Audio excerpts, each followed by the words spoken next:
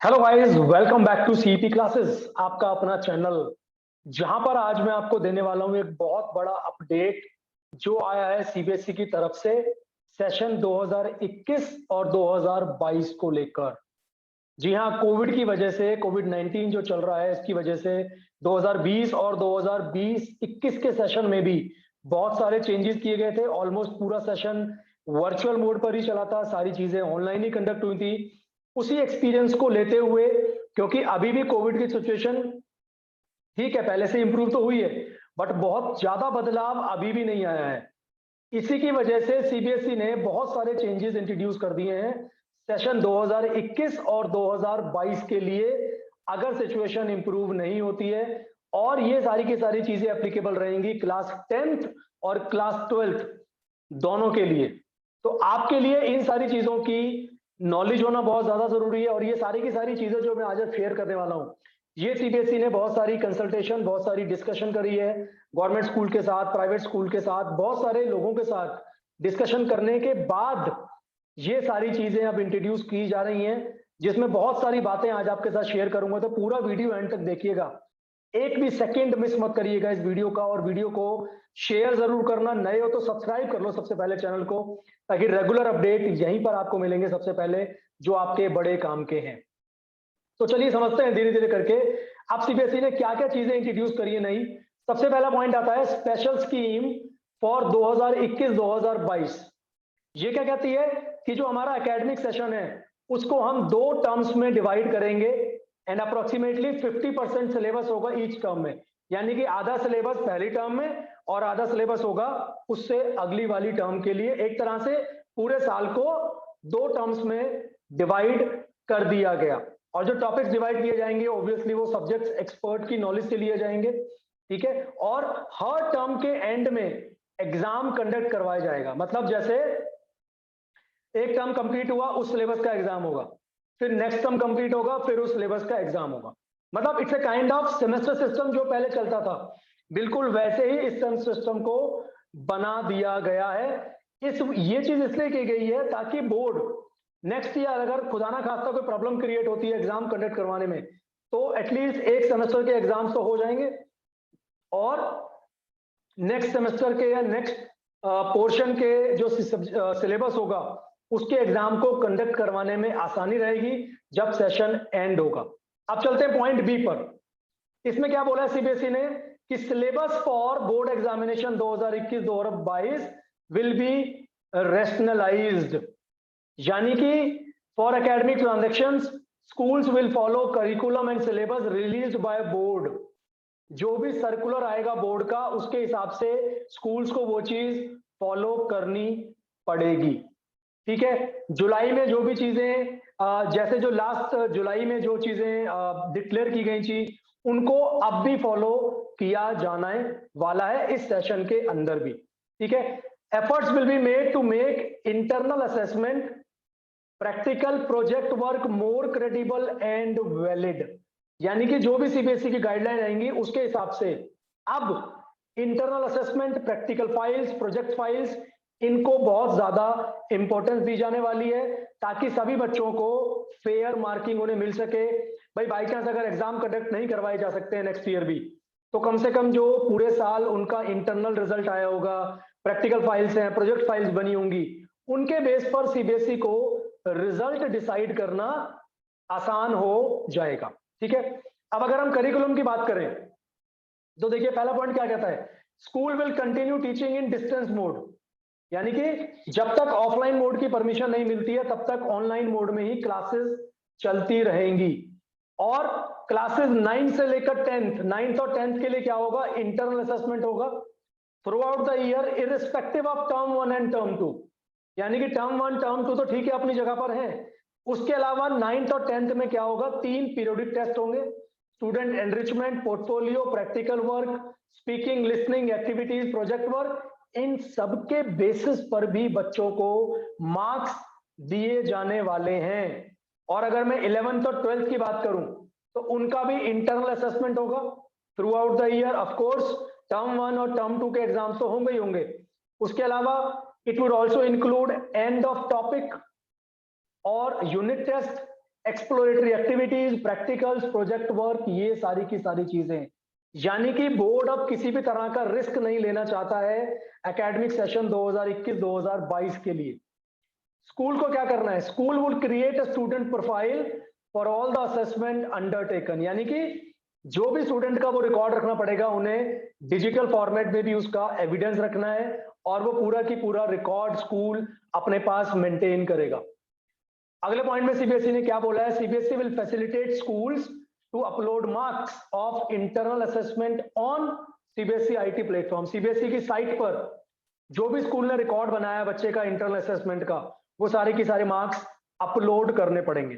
ठीक है, जो भी गाइडलाइंस आएंगी इंटरनल असेसमेंट के रिगार्डिंग वो डिक्लेयर कर दी जाएंगी सेशन 2021-2022 की। और सीबीएसई क्या करेगा? CBSE would also provide additional resources like sample assessments, question banks, teacher training modules, etc. ताकि टीचर्स भी सीख पाए कि किस तरीके से वैलिड एक प्रॉपर, यानी कि किसी के साथ कोई पार्शियलिटी ना हो, ऐसी असेसमेंट प्रिपेयर करी जाएगी। अब समझते हैं आगे आगे इसके अंदर क्या बोला गया है। अब बात की गई है कि टर्म 1 एग्जामिनेशन में क्या होगा। टर्म 1 एग्जामिनेशन के बारे में देखिए, जब पहला टर्म एंड होगा, जैसे मैंने बताया आपको, पूरे साल को 2 टर्म में डिवाइड करेंगे, टर्म 1 एंड टर्म 2। तो जैसे ही पहला टर्म खत्म होगा, बोर्ड टर्म 1 के एग्जाम कंडक्ट करेगा, जो कि नॉर्मली मोस्ट प्रोबेबली कंडक्ट होंगे नवंबर या दिसंबर में, with a window period of 4 to 8 weeks.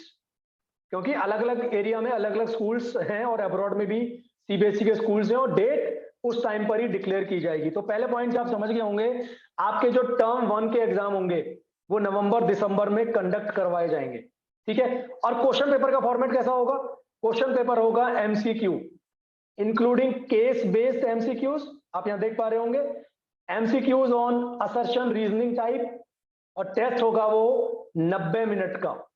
ठीक है, और इसके अंदर ध्यान दीजिएगा ये पॉइंट, सिर्फ टर्म 1 का ही सिलेबस आएगा, पूरा सिलेबस नहीं आएगा। क्योंकि जैसे मैंने स्टार्टिंग में बता दिया था, सिलेबस को 2 पार्ट्स में डिवाइड कर दिया गया है, पार्ट 1 एंड पार्ट 2।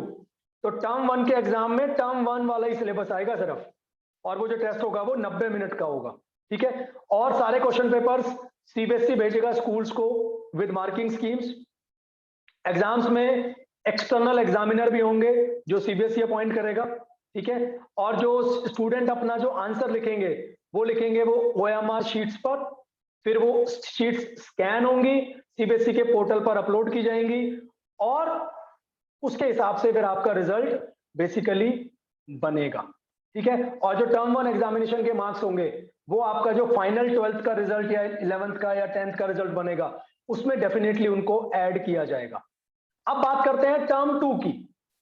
जब टर्म 2 की पढ़ाई खत्म हो जाएगी, टर्म वो एंड होगा, तो बोर्ड, सीबीएसई बोर्ड आपका टर्म 2 या ईयर एंड एग्जामिनेशन कंडक्ट करेगा, जिसमें सिर्फ टर्म 2 का ही सिलेबस आएगा, फिर टर्म 1 का सिलेबस नहीं आएगा। और ये आपका एग्जाम होगा मार्च अप्रैल 2022 के आसपास, यानी कि मार्च अप्रैल में ये एग्जाम कंडक्ट करवाया जाएगा। और ये जो टर्म 2 वाला पेपर होगा दोस्तों, ये होगा 2 घंटे का, और इसमें डिफरेंट तरह के क्वेश्चंस होंगे, केस स्टडी बेस्ड हो सकते हैं, सिचुएशन बेस्ड हो सकते हैं, open ended, short answer, long answer, हर तरह के इसमें क्वेश्चन डाले जाएंगे।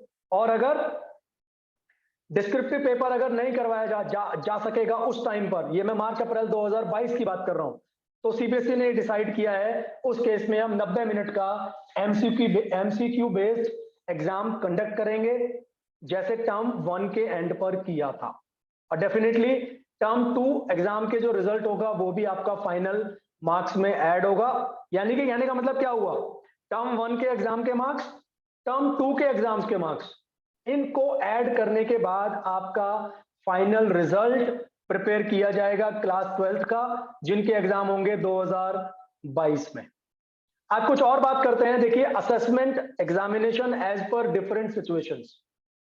अब सीबीएसई ने कुछ और रूल्स बना दिए कि भाई देखो, पहला क्या कहता है, अगर situation of pandemic improves, situation अच्छी हो जाती है, स्टूडेंट अगर स्कूल आने लगते हैं और सेंटर भी ओपन है एग्जाम कंडक्ट करवाने के लिए, तो फिर सीबीएसई क्या करेगा, टर्म 1 और टर्म 2 के एग्जामिनेशन को वो स्कूल सेंटर्स पे ही कंडक्ट करने वाला है। वहां पर वो एग्जाम कंडक्ट करवाए जाएंगे और थ्योरी के मार्क्स को फिर डिस्ट्रीब्यूट कर देंगे इक्वली बिटवीन 2 एग्जाम्स। ये अच्छा पॉइंट है। सिचुएशन अगर इंप्रूव होती है तो एग्जाम इस तरीके से करवाए जा सकते हैं। और अगर सिचुएशन खराब होती है जिसकी वजह से स्कूल अगर बंद करने पड़ते हैं नवंबर दिसंबर में ही, ठीक है, उस केस में क्या होगा? टर्म 1 का जो आपका एमसीक्यू बेस्ड एग्जामिनेशन है वो ऑनलाइन या ऑफलाइन मोड, जिस तरह की सिचुएशन होगी उसके हिसाब से कंडक्ट करवाया जाएगा। But in this case the weightage of this exam for final score would be reduced and weightage of term 2 exam would be increase for declaration of final result. इस पॉइंट का मतलब वापस समझ लीजिए। अगर नवंबर दिसंबर 2021 में सिचुएशन खराब होती है, स्कूल्स वगैरह को क्लोज किया पड़ता है, अगर क्लोज होते हैं वो स्कूल्स, तो टर्म 1 का जो एमसीक्यू बेस्ड पेपर है वो होगा तो सही, चाहे वो ऑनलाइन हो चाहे वो ऑफलाइन हो, मगर फाइनल रिजल्ट के लिए उसकी वेटेज सीबीएसई ने कम कर दी है। फिर वो वेटेज कम ली जाएगी, सिर्फ टर्म 2 एग्जाम्स को ज्यादा वेटेज दी जाएगी आपका फाइनल रिजल्ट डिक्लेयर करने के लिए। ठीक है, एक पॉइंट और है इसमें, क्या आता है वो, in case situation of pandemic forces complete closure during March April, यानी कि अब वो कह रहे हैं जब टर्म 2 का टाइम होगा, मार्च अप्रैल में जब एग्जाम होने हैं टर्म 2 के, 2022 की बात कर रहा हूं मैं, उस टाइम पर अगर सिचुएशन खराब होती है बट टर्म 1 के एग्जाम स्कूल और सेंटर में करवाए गए थे पहले टर्म 1 में, तब क्या होगा? Result would be based on the performance of students on term 1 MCQ based examination and internal assessment. आप बात समझ गए? यानी कि टर्म 1 का एग्जाम तो हो गया, बट टर्म 2 में सिचुएशन फिर दोबारा से खराब हो गई, स्कूल्स को फिर बंद करना पड़ गया, तो सीबीएसई आपके टर्म 1 के रिजल्ट को उठाएगी और इंटरनल असेसमेंट में जो भी हुआ होगा उसको उठाएगी, उसके बेसिस पर रिजल्ट प्रिपेयर किया जाएगा, टर्म 1 की वेटेज तब बढ़ जाएगी। ठीक है, अब एक पॉइंट और सीबीएसई ने सोचा कि यार अगर स्कूल बंद ही रहे, टर्म 1 में भी दिक्कत आई, टर्म 1 एग्जाम पर भी नहीं खुल पाए स्कूल, टर्म 2 के एग्जाम पर भी नहीं खुल पाए स्कूल, तब क्या होगा? तब समझ लीजिए क्या होगा। Result would be computed on the basis of internal assessment, practical work, project work, theory marks, जो थ्योरी का पेपर होगा टर्म 1 और टर्म 2 एग्जाम्स का, कौन सा, ये समझ लीजिए कौन सा, आपके 10th का, क्लास 10th और class 12th, subject to moderation और other measures to ensure validity and reliability of the assessment. अब ये एक बहुत इंपॉर्टेंट न्यूज हो गई है कि भाई अगर टर्म 1 टर्म 2 दोनों में एग्जाम्स नहीं कंडक्ट करवाए हैं, स्कूल्स क्लोज हो जाते हैं, तो सीबीएसई इंटरनल असेसमेंट का, प्रैक्टिकल का, प्रोजेक्ट का, ये सारी चीजों के बेसिस पर, और तब क्लास 10th के आपके मार्क्स भी कंडक्ट करवाए जाएंगे, यानी कि 10th और 12th दोनों के लिए एप्लीकेबल है ना ये चीज, तो वही बता रहा हूं मैं आपको।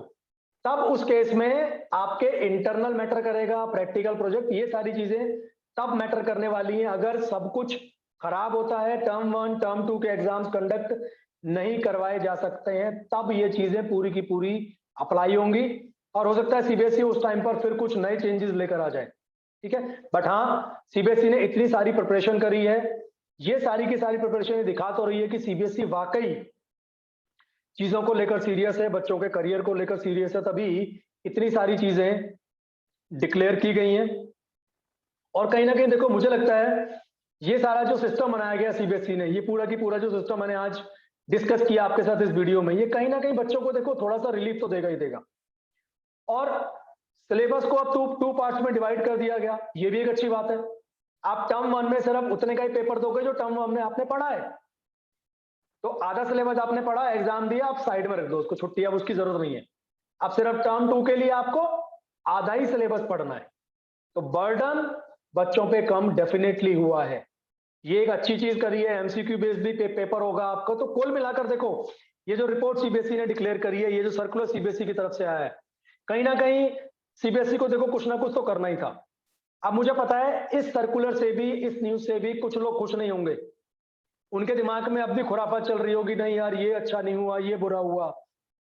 आप सभी को सेटिस्फाई कभी नहीं कर सकते।